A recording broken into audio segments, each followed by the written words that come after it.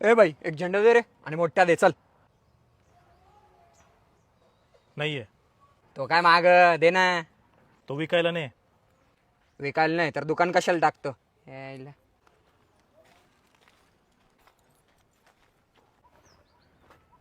झेंडे विकायला नाहीत का दादा? नाही, जपायला आहे. आणि ते जपायची पात्रता असेल तरच विकत घ्या. म्हणजे अहो, जोपर्यंत झेंडे कर्तृत्वाचे शौर्याचे होते ना तोपर्यंत स्वराज्य मानलं जायचं त्याला. आता झेंडे फक्त दिखाव्याचे उरलेत. अहो, एकेकाळी स्वराज्य जपलं होतं या भगव्याने. आता आपलं काम नाही त्याला जपायचं. कोणाच्या हातात कशाला द्यायचे.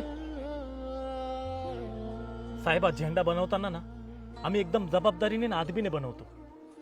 पण जेव्हा विकण्याची वेळ येते ना साहेब, तेव्हा असं वाटतं आपण चुकीच्या हातात तर नाही देते ना हा झेंडा. बऱ्याचदा असं वाटतं नको या माणसाला हा झेंडा विकायला. त्याची पात्रताच नाही हा झेंडा हातात घ्यायची. असं वाटतं ना त्याला एकदम ठणकावून सांगावं की अरे जा जा, आधी त्या रायगडाच्या मातीला विचारा किती रक्त सांडलंय आमच्या मावळ्यांनी या भगव्यासाठी. विचारा त्या सह्याद्रीच्या पहाडांना कसा होता तो आमच्या मावळ्यांचा हर हर महादेवचा जयघोष. जाऊन विचारा त्या आया बहिणींना कसं होतं आमचं स्वराज्य. अरे आम्ही फक्त झेंडे नाही मिरवले ते स्वराज्य, स्वराज्याचा विचार.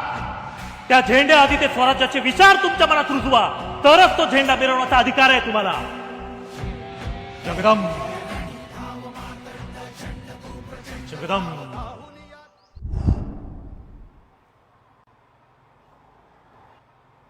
हा, कोणता झेंडा देऊ साहेब? हा देऊ. दिला ना तुम्ही? नाही ना, झेंडा कुठं दिला मी? झेंडा नाही दिला. झेंडा नाही दिला, विचार दिले भगव्याचे. आधी तेच मनाशी बांधू. जय शिवराय. जय शिवराय.